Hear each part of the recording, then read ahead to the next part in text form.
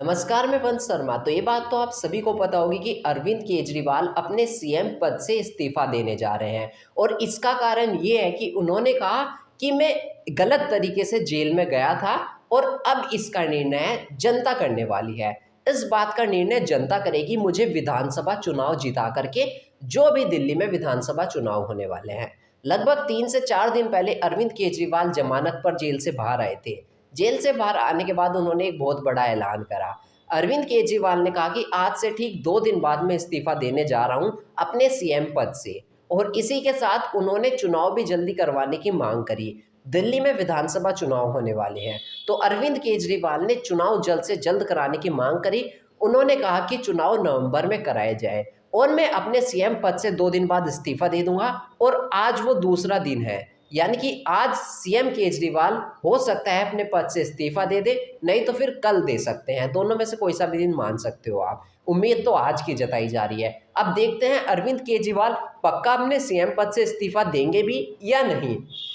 वैसे राजनीति में जुबान सबसे बड़ी बात होती है, और अरविंद केजरीवाल ने साफ कहा कि मैं 2 दिन बाद अपने पद से इस्तीफा दे दूंगा, यानी कि आज वो अपने पद से इस्तीफा दे देंगे और अपना निर्णय जो है मतलब एक तरीके से जनता के ऊपर छोड़ दिया कि जनता निर्णय करेगी इस बात का विधानसभा चुनाव में हमें जिता करके कि मैं गलत नहीं था।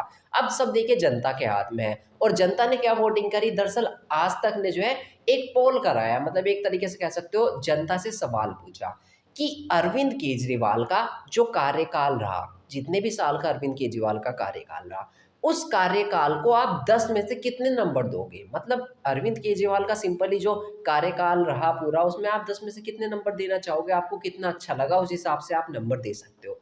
तो जवाब में ज़्यादातर लोगों ने भाई 0 लिखा था।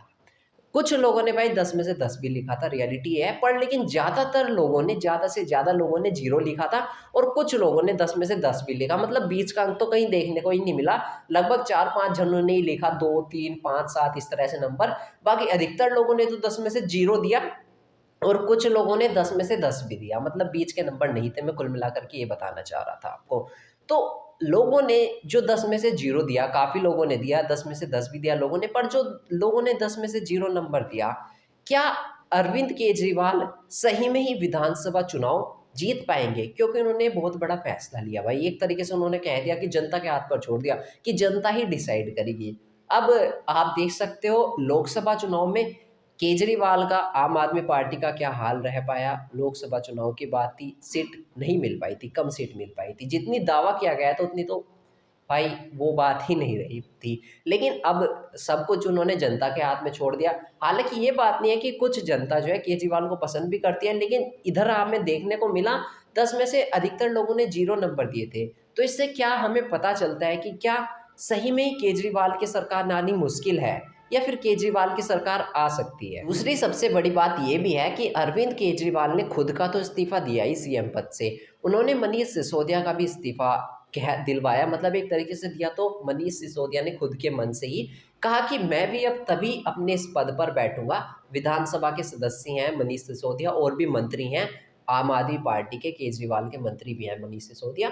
तो मनीष सिसोदिया ने भी खुद की अपनी मर्जी से अपना इस्तीफा दे दिया, जैसे कि मतलब एक तरीके से कह सकते हो देने वाले हैं, अभी दिया नहीं है।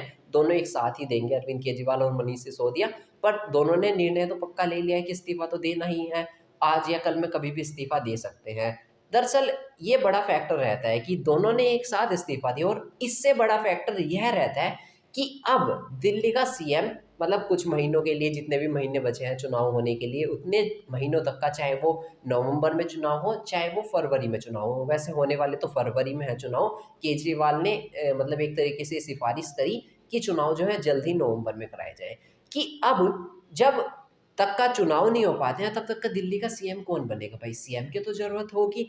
अब ऑप्शन में भी 2 ही आ रहे थे, एक तो आतिशी जी, और दूसरा केजरीवाल जी की पत्नी, वाइफ हो गई। और भी मंत्री हैं जैसे संजय सिंह हो गए, सौरभ भारद्वाज हो गए, मतलब काफ़ी सारे आम आदमी पार्टी के मंत्री हैं। किसी को तो ये पद सौंपना ही पड़ेगा।